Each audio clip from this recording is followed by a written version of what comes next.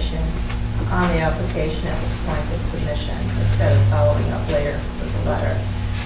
So I thought we may want to revisit that feedback. Did we not have those schools starting to talk at that point in time? You know, it's interesting you say that. The two schools talk more about National Honor Society the past year than they have in the history of the district. So to characterize it that they're not speaking is clearly a mischaracterization.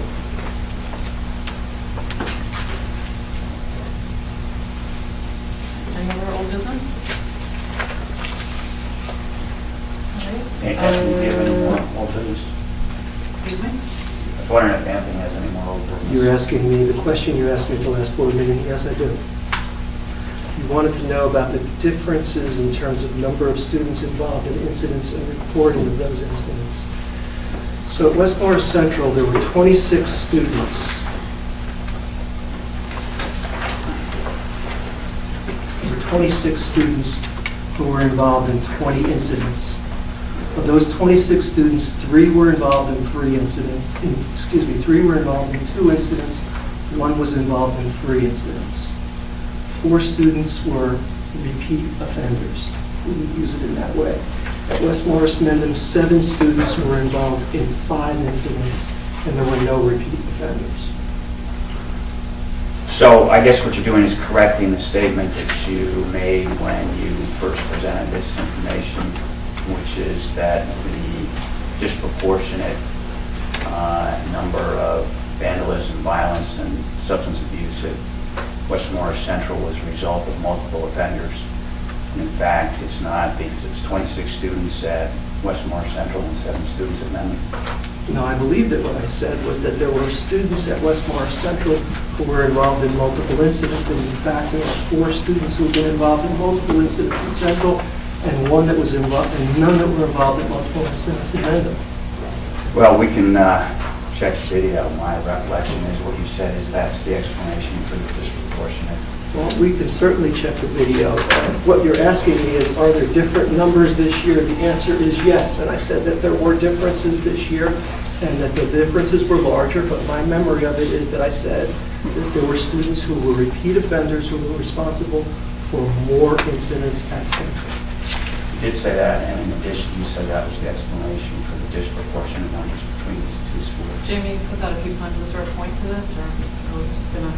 I'm trying to understand what the facts are, and what I'm hearing is something different than what Anthony said when he presented this initially. And what facts are you, the ones that are? That the explanation for the disproportionate 26 students at Central and 7 students at Mendham was because of the multiple offenders at Central, and that apparently is not the explanation for it.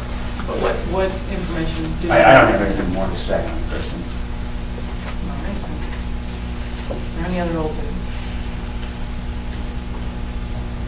And I'd like to open to the public again. Again, as a reminder, state your name and town, and limit your comments or questions to 5 minutes or less.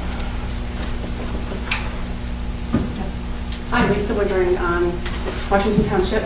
Just, I didn't know the pay-to-play thing was going to come up tonight, but just a comment about that. We've had that in our K-3 district a couple times as a stopgap measure. It doesn't last long. It's usually a year. Next year we go back to not doing it. Just in my experience, it's really messy. It makes everyone angry. So I would avoid it if I could as a board. Saying that, though, I think we all have to take responsibility that when the board puts together a very responsible budget, which in my experience, you know, we can come to these board meetings for many years, they always do. They're not, you know, looking to spend money they don't have. I think we as a community have to support the budget. We can't expect to fail budgets, not support the budget, and then, you know, not pay consequences. So I think if we can get the community behind us, there shouldn't be a need for pay to play. And my only comment, again, was that it's not a good thing. It's messy, and I would avoid it at all costs. Okay, thank you. Any other questions or comments? Marsha Astor, Chester Township. Will there be real-time monitoring of the solar panels? Yes, there will be.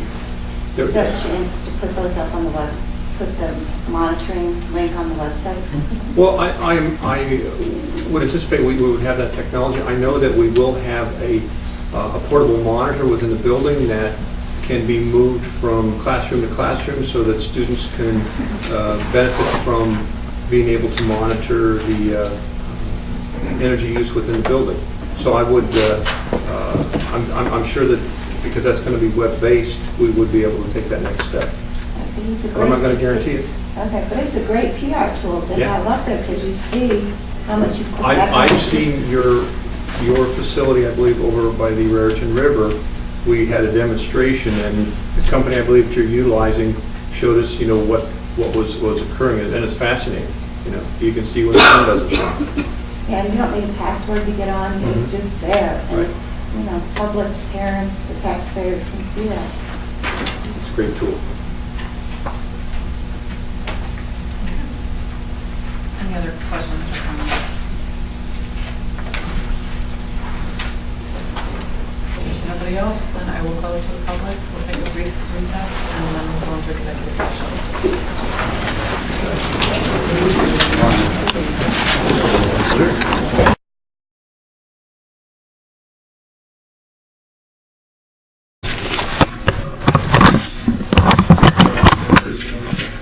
We need to go back to personnel number 5. Would you like to do with that? Page 7. Move personnel number 5. You have to move it from the table. From the table. Moving it from the table. All in favor? Aye. Opposed? Any abstentions?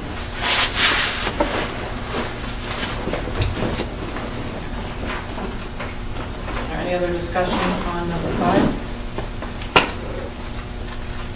All in favor, or maybe we should go through a roll call? Have to move it. Yeah, you have to move it Oh, now. we have to move it again, sorry. That was already moved. No, you moved it off from the table, Table. so you can take action on it now. Okay.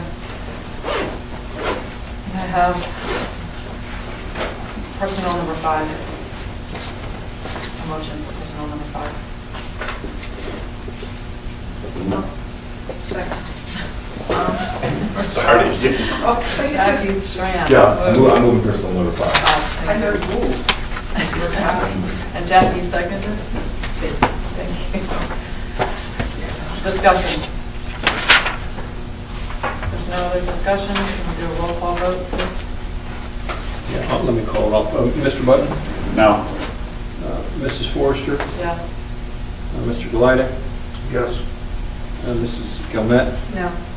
Mr. Johnston? Yes. Mr. Lobron? Yes. Mr. Meyer? Yes. Mr. Richard? Yes. And Mrs. Schramm? Yes. We have a majority. Motion passes. Yes. Thank you. New business.